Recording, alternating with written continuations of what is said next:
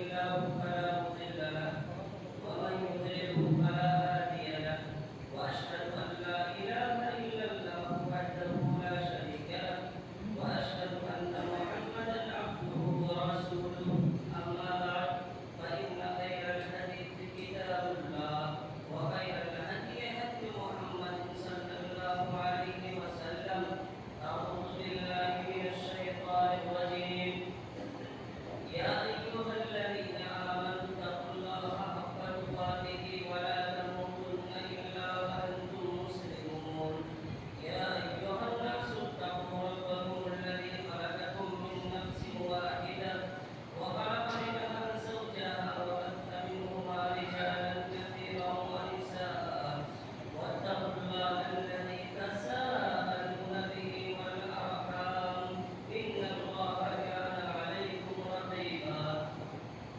يا أيها الذين آمنوا اتقوا الله وقولوا قولا سديدا يصلح لكم أعمالكم ويغفر لكم ذنوبكم ومن يطع الله ورسوله فقد فاز فوزا عظيما وقال الله تعالى فإن آمنوا بمثل ما آمنتم به فقد اهتدوا وقال النبي صلى الله عليه وسلم لا تسبوا أصحابي فوالذي نفسي بيده لو أنفق مثل أحد ما بلغ مد أحدهم ولا نصيفه رواه البخاري.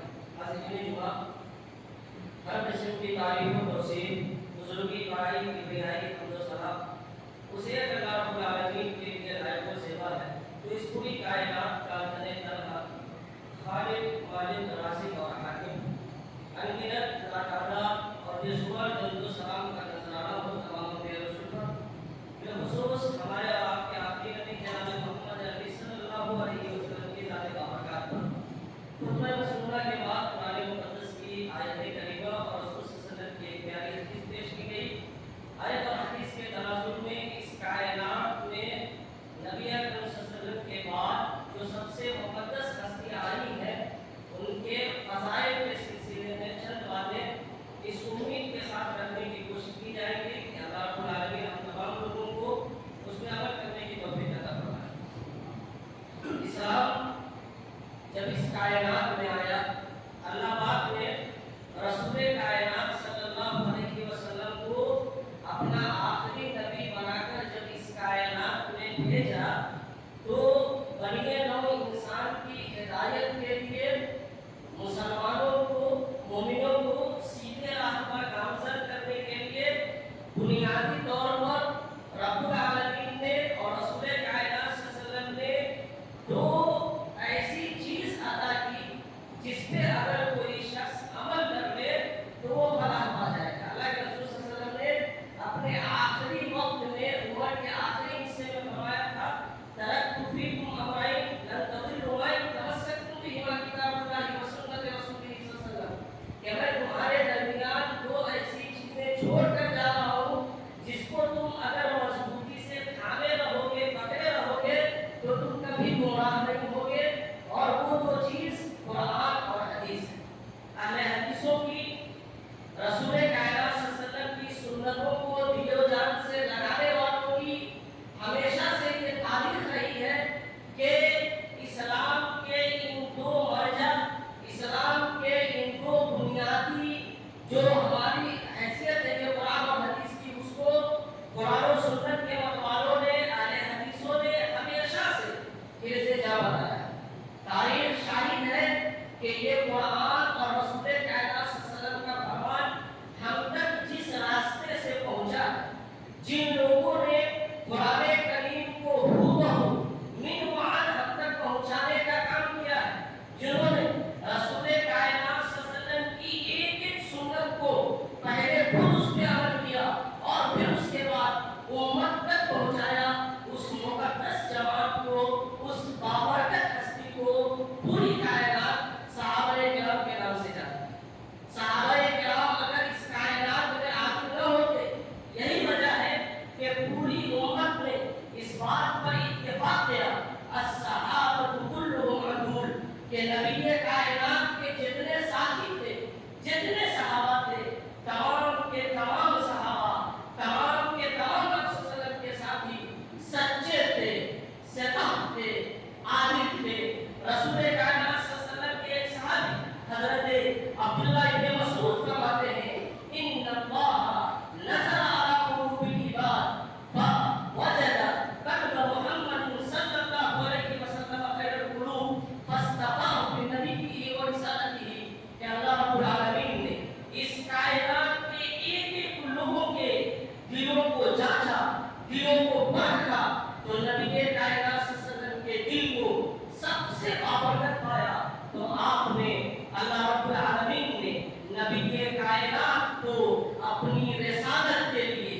نبوت کے لیے چن لیا. اس کے بعد آگے حضرت عبداللہ ابن مسعود فرماتے ہیں ثم نظر الى قلوب العباد، پھر اللہ رب العالمین نے تمام بندوں کے دلوں کو دیکھا. فوجد قلوب اصحاب محمد صلی اللہ علیہ وسلم خیر القلوب، تو نبی کائنات کے دل کے بعد اللہ پاک نے آپ کے ساتھیوں کے دلوں کو سب سے بابرکت پایا. تو صحابہ کرام کو نبی اکرم صلی اللہ علیہ وسلم کی وزارت کے لیے رسول کائنات صلی اللہ علیہ وسلم کا وزیر بنایا. اگر صحابہ نہ ہوتے، یہ دین جو ہم تک پہنچا ہے، رسول کائنات صلی اللہ علیہ وسلم کی جو حدیثیں ہم تک آئی ہیں، محدثین نے جو اصول ضوابط وضع کیے، ایک ایک راوی کی چھان پھٹک کرنے میں محدثین نظام نے راتوں دن ایک کر دیے. 1400 سال کے بعد کوئی لفنگا اٹھتا ہے، کوئی نوائے اور نہنجا اٹھتا ہے، صحابہ کرام پر بدزبانی کرتا ہے. حضرت ابو ہریرہ رضی اللہ تعالیٰ عنہ کو دروازی کہنے کی جرأت و جسارت کرتا ہے. حضرت امیر معاویہ رضی اللہ تعالیٰ عنہ پہ یہ الزام لگاتا ہے کہ ان کے گھروں میں شراب کا کاروبار ہوتا تھا. حضرت امیر معاویہ وہ ہیں جن کو رسول کائنات صلی اللہ علیہ وسلم نے آسمان سے جو وحی نازل ہوتی تھی، اس وحی کو جو اصحاب لکھنے کا کام کرتے تھے، ان اصحاب میں سے ایک حضرت امیر معاویہ تھے.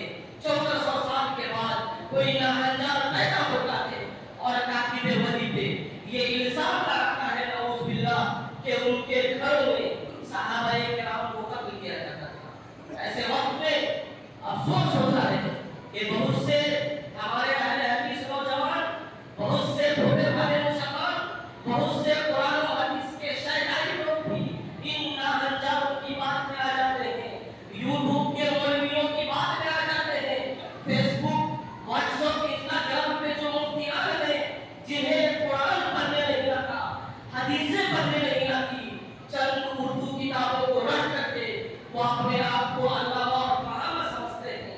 لیپ ٹاپ لے کر کے بیٹھ کر ان مقدس جماعتوں پہ زبان درازی کرنے کی کوشش کرتے ہیں. اور ہمارے یہ نوجوان جن کی ہم نے اصل صحیح تربیت نہیں کی، جن کے دلوں میں ہم نے رسول کائنات صلی اللہ علیہ وسلم کی محبتیں نہیں بٹھائی، ہم نے انہیں نہیں بتایا کہ ابو بکر کون تھے، ہم نے انہیں نہیں بتایا عمر کون تھے، عثمان کون تھے، علی کون تھے، امیر معاویہ کون تھے. ان مقدس لوگوں کے سیرت کو، ان مقدس جماعت کی تاریخ کو اگر ہم نے اپنی نسلوں تک نہیں پہنچایا، اگر ہم نے صحابہ کرام کی محبت اپنی اولادوں کے دلوں میں نہیں بیٹھایا، تو آنے والا دور بہت خطرناک دور ہوگا. حضرت مالک بن انس فرماتے ہیں کان السلف يعلمون اولادهم حب ابي بکر وعمر كما يعلمون السورة من القرآن. یہ سلف صالحین، ہمارے جو بزرگ تھے، جو ائمہ دین تھے، وہ اپنی اولاد کو، اپنے بچوں کو، اپنی بچیوں کو حضرت ابو بکر اور حضرت عمر کی محبت اس طرح سے سکھاتے تھے جس طرح سے قرآن کی سورت سکھاتے تھے، جس طرح قرآن کی سورت یاد کرنا ہماری ذمہ داری ہے، جس طرح قرآن کریم کی آیتوں کو پڑھنا ہماری ذمہ داری ہے، اسی طرح ہماری ذمہ داری ہے کہ یہ قرآن جن لوگوں نے ہم تک پہنچایا ہے، نبی کائنات صلی اللہ علیہ وسلم کا فرمان جن کے واسطے سے ہم تک آیا ہے، ان کی زندگی کو پڑھنا، ان کے کارنامے کو جاننا اور ان کی روشن زندگی سے ہدایت حاصل کرنا ہماری ذمہ داری ہے. نبی کائنات فرماتے ہیں علیکم بسنتی و سنت خلفاء الراشدین المہدیین، کہ میری سنت کو اور میرے جو خلفاء راشدین ہیں ان کی سنت کو مضبوطی سے پکڑ لو، ہدایت پا جاؤ گے.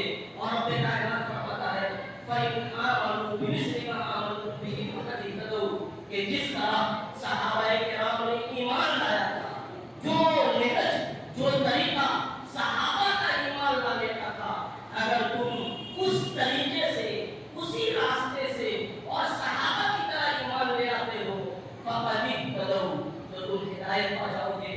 وہ صحابہ جس کو رب کائنات نے اس دنیا کے اندر ہی جنت کی بشارتیں دی،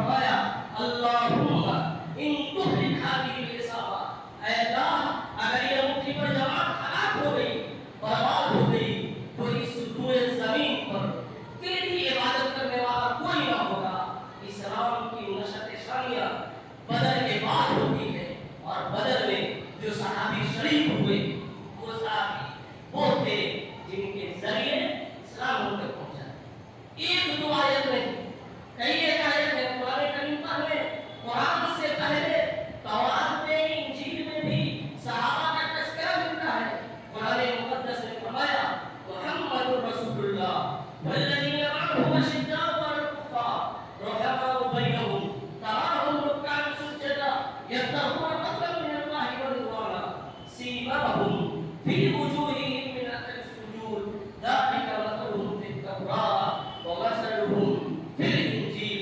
اس کا مطلب یہ ہے کہ اللہ پاک نے صحابہ کرام کا انتخاب قرآن مقدس کے نزول سے پہلے کیا تھا.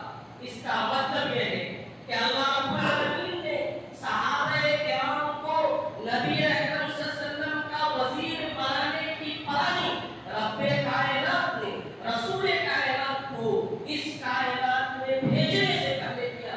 تبھی تو اللہ نے کہا کہ صحابہ کا تذکرہ ہم نے انجیل میں بھی کیا اور تورات میں بھی کیا. اس لیے صحابہ کرام کو برا بھلا نہیں کہہ سکتے, زبان نازی نہیں کہہ سکتے, ان کے بارے میں کلام نہیں کر سکتے. صحابہ کرام کوئی تاریخی شخصیت نہیں ہے, قرآنی شخصیت ہے, اور جس کو رب کائنات نے جنت کی سبھی فکر دیتی ہو ان کے بارے میں ہم کون ہوتے ہیں کلام کرنے والے. اللہ کے نبی فرماتے ہیں لا تسبوا اصحابی فوالذی نفسی بیدہ لو انفق مثل احد ما بلغ مد احدهم ولا نصیفہ, کہ میرے صحابہ کو میرے ساتھی کو برا بھلا نہ کہنا. تم میں کا کوئی اگر احد پہاڑ کے برابر بھی سونا خرچ کر دے تو میرے صحابہ نے جو خرچ کیا ہے اللہ کے راہ میں آدھے مد کے برابر بھی تم ان کی نیکی کو نہیں پہنچ سکتے. اور ایک دوسری حدیث میں آپ نے فرمایا من سب اصحابی فعلیہ لعنۃ اللہ والملائکۃ والناس اجمعین, جس نے میرے صحابہ کو برا بھلا کہا, جس نے میرے صحابہ پہ بدکلام کی, جس نے میرے صحابہ پہ زبان درازی کرنے کی کوشش کی, فعلیہ لعنۃ اللہ والملائکۃ والناس اجمعین. ایسے بدبختوں پر, ایسے نالائق پر, ایسے ناہنجاروں پر اللہ کی لعنت ہو, اس کے ملائکے کی, اس کے فرشتوں کی لعنت ہو, اور تمام کے تمام لوگوں کی لعنت ہو. صحابہ کرام کی ایک ایک قربانی کو اگر آپ جانیں گے روکتے کھڑے ہو جائیں گے. یاد کیجئے جب اسلام نیا نیا آیا, نبی کائنات صلی اللہ علیہ وسلم نئے نئے نبی بنائے گے, جو لوگ اسلام میں داخل ہوتے تھے مکہ میں وہ کھل کر اعتراف نہیں کر سکتے تھے کہ میں مسلمان ہوں. اگر کوئی اپنے اسلام کا اعلان کرتا تھا تو ان کے مالک, ان کے آقا تپتی ہوئی زمینوں پر لہرا دیتے تھے. بعض ایسے صحابہ تھے جن کو صرف اور صرف اسلام لانے کی وجہ سے آگ کے انگاروں میں ڈال دیا جاتا تھا. بعض ایسے صحابہ تھے قربان جائے نفوس قدسیہ پر جنہوں نے ایمان کی حفاظت کے لیے اپنے گھر بار کو چھوڑا, بیوی بچوں کو چھوڑا, صرف اور صرف ایمان کی حفاظت کے لیے مکہ سے کبھی حبشہ کا ہجرت کیا تو کبھی مدینہ کا ہجرت کیا. بعض ایسے مفلس صحابہ تھے, بعض ایسے غریب صحابہ تھے جب وہ مکے میں تھے. حضرت صہیب بن رومی کو کون نہیں جانتا, مکے کے وہ مالدار صحابہ تھے. جب انہوں نے ہجرت کی پلان کی ہجرت سے ارادہ کیا, مکہ والوں نے ان سے پورا مال چھین لیا, ان کی اولادوں کو چھینا, ان کی بیوی کو چھینا.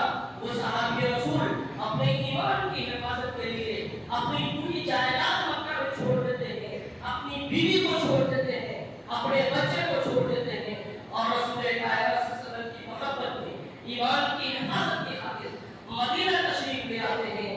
صحابہ کرام کی داستان ختم نہیں ہوتی. ہجرت کی جب آپ تاریخ پڑھیں گے سیدنا ابو بکر رضی اللہ تعالیٰ عنہ کو یاد کر کے آپ کی آنکھیں اشکبار ہو جائیں گی کہ جب وہ غار میں رسول کائنات صلی اللہ علیہ وسلم کے ساتھ تھے تو بچھو نے ڈنک مارنے والی چیز نے ان کے پاؤں میں بار بار ڈنک مار رہا ہے, اور وہ رسول کائنات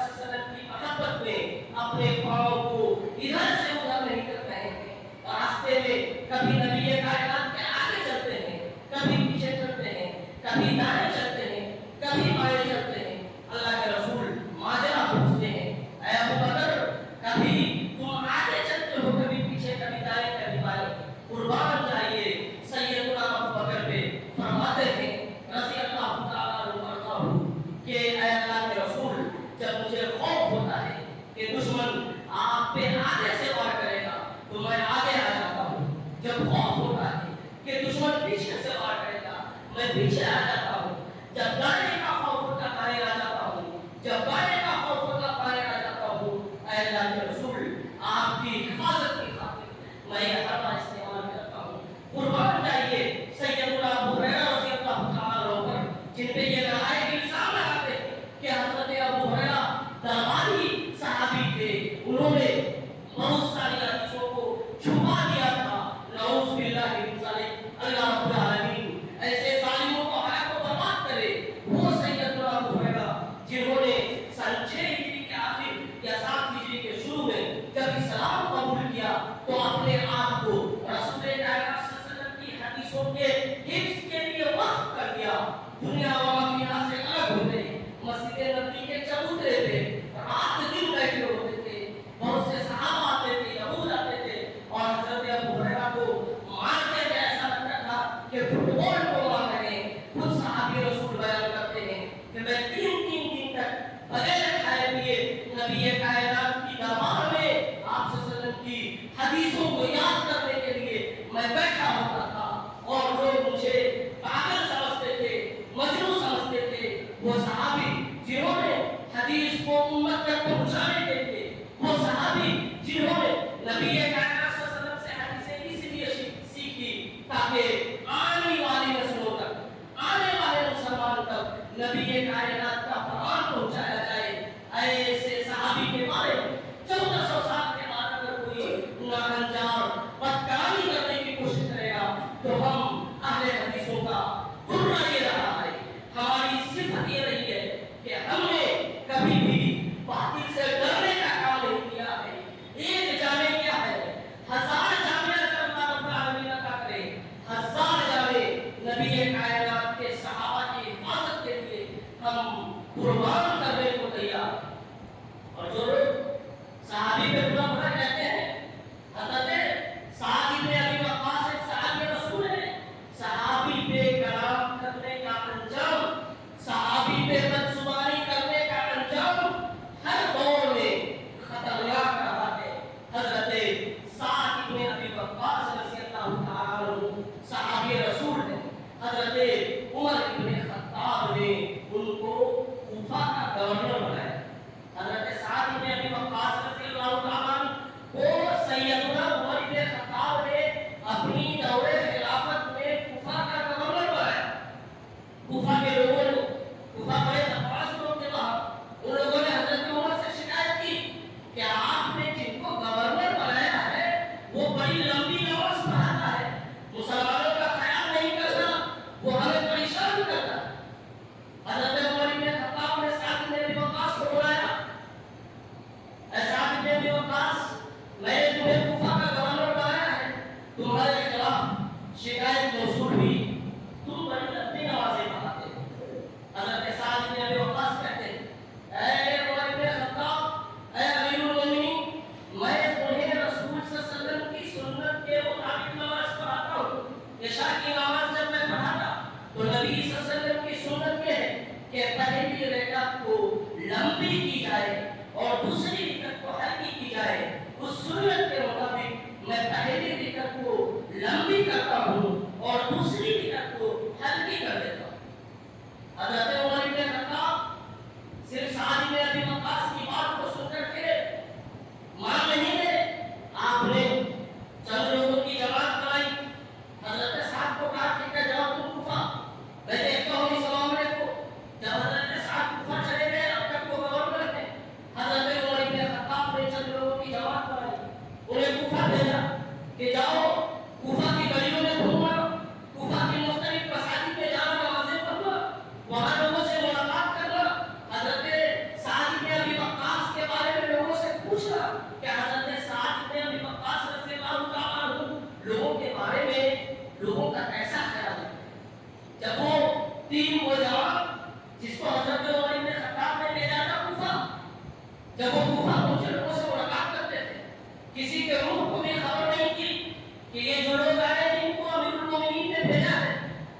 ایک دن وہ ایک قبیلے میں گئے, وہاں لوگوں سے پوچھا کہ حضرت سعد بن ابی وقاص کے بارے میں قرآن کیا ہے. اس میں سے ایک طالب شخص کھڑا ہوتا ہے جس کا نام تاریخ نویسیوں نے उसामा बिन कतादा और उसकी कुनियत अबू साद थी। लोगों ने लिखा है कि उसकी कुनियत अबू साद थी। वो खड़ा होता है और कहता है कि ये जो साद इब्न अबी वक्कास है, जिनको हजरत अमीरुल मोमिनीन उमर इब्न खत्ताब ने हमारा गवर्नर बनाया है, ये हमारा ख्याल नहीं करता, कोई लंबी नमाज़ें पढ़ाता है। हजरत साद इब्न अबी वक्कास ने अल्लाह से बददुआ की, या अल्लाह तू जानता है कि ये शख्स झूठा है, ऐ अल्लाह तू जानता है कि ये शख्स काम रियाअन व सुमअतन, इन्होंने रियाकारी की वजह से, दिखावे की वजह से खड़े होकर के मेरी शिकायत नहीं की है। ऐ अल्लाह फाअतिल उमरुहु व अतिल फक़रुहु व अर्रिसहु फिल फितन।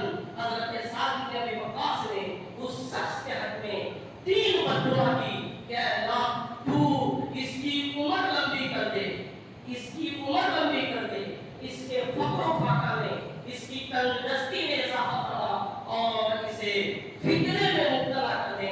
रावी हदीस बयान करते हैं कि अल्लाह पाक ने उस नालायक को इतनी लंबी उम्र दी कि आखिरी वक्त में उसकी ऊपर की झुर्रियां और ये ऊपर के जो भौं थे वो नीचे लटक गए और वो इस कदर फक़्र फाका में मुब्तला हुआ कि रोड पर बैठ करके कई कई मीटर को भूखा रहता था और फितना उस पर इस तरह तारीफ हुआ कि रोड पर जो मोमिनों की औरतें चलती थी, लोगों की औरतें चलती थी, उनको छेड़ने का काम करता था। वो शख्स खुद इकरार करता है, अना शैखुन मफ्तून असाबतनी दावत सादिन, मैं ऐसा बूढ़ा हूँ जो फितने में मुब्तला हो गया। मुझे हज़रत साद इब्न अबी वक्कास की बद्दुआ है। सहाबी पे अगर आप जुबान दराज़ी करेंगे, सहाबी पे कलाम करने की कोशिश करेंगे, कभी भी अल्लाह रब्बुल आलमीन ने ऐसे लोगों को इबादत बनाया है। और अल्लाह रब्बुल आलमीन आज भी इस बात पर कादिर है कि अगर कोई उन नुफूस कुदसिया के बारे में कलाम करने की कोशिश करे तो अल्लाह रब्बुल आलमीन उसे निशान इबादत बना देगा। हज़रत अबू हुरैरा के बारे में एक शख्स ने बदजुबानी की आया और उसने कोई मसला पूछा तो मुफ्ती साहब ने वो हदीस बयान की जिसके रावी सैयदना अबू हुरैरा रज़ियल्लाहु तआला अन्हु, वो जो शायर आया उसने कहा कि मैं अबू हुरैरा की हदीस को नहीं मानता, अबू हुरैरा सका रावी नहीं थे। वो रावी हदीस बयान करते हैं कि उसी वक्त छत के ऊपर से एक बड़ा सांप गिरा और सब लोग दहशत में मुब्तला। हज़रत अमीर मुआविया पे एक शख्स काम करता था, हज़रत उमर इब्न अब्दुल अजीज ने उस पे गोली लगाई और हज़रत सुफियान बिन उमैया फरमाते हैं कि मैंने एक शख्स को एक आदमी के जनाजे में जाते हुए देखा। जब वो आदमी जनाजे से वापस आया तो मैंने उससे पूछा कि तुम किसके जनाजे में गए थे? उसने बताया कि फलां के जनाजे में गया था। हज़रत सुफियान बिन उमैया फरमाते हैं कि तुम ऐसे शख्स के जनाजे में तुमने शिरकत की है जो सहाबी रसूल पे काम करता था। मैं तुम्हें अब इल्म नहीं सिखाऊं। सहाबी पे जो काम करे हमारे असलाफ उस पे उसे इल्म न देते थे और आज कोई सहाबी का गुस्ताख हो जाए, हम ऐसे के लिए, ऐसे का रंजान और नालायक के लिए अपनी मोहब्बतें उंडेल देते हैं। फेसबुक व्हाट्सएप पर उसके दुआएं मग़फ़िरत के लिए पोस्टें लगाते हैं कि ऐसे लोगों को अल्लाह रब्बुल आलमीन माफ करे, इन्ना लिल्लाहि व इन्ना इलैहि राजिऊन की गुहार लगाते हैं। और हम ये ऐलान करते हैं कि मुर्दों का अगर कोई मर जाए तो उसकी अच्छाई बयान की जाए। कौन मुर्दे की अच्छाई बयान की जाएगी जिसका फिस्को फुजूर वाज़े न हो। अगर कोई आदमी अलग ऐलान सहाबाए किराम को गाली देता था, सहाबाए किराम पे बदसुआली करता था, तो ऐसे आदमी के मरने के बाद उम्मत के एक लोगों को बतलाया जाएगा कि ये वो नारंजा आदमी है जिसने अपनी जिंदगी में सहाबाए किराम पे बदजुबानी की थी। एक रावी हदीस से बयान करते हैं कि रसूल सल्लल्लाहु अलैहि वसल्लम के पास से एक जनाजा गुजरा तो सहाबाए किराम ने जनाजे की बड़ी तारीफ की, मरने वाले शख्स की सहाबा ने तारीफ की। आपने फरमाया वजब। उसी के जश्न बाद एक दूसरा जनाजा गुजरा, सहाबाए किराम ने उनकी तारीफ नहीं की, उनको बुरा कहा तो अल्लाह के रसूल ने फरमाया वजब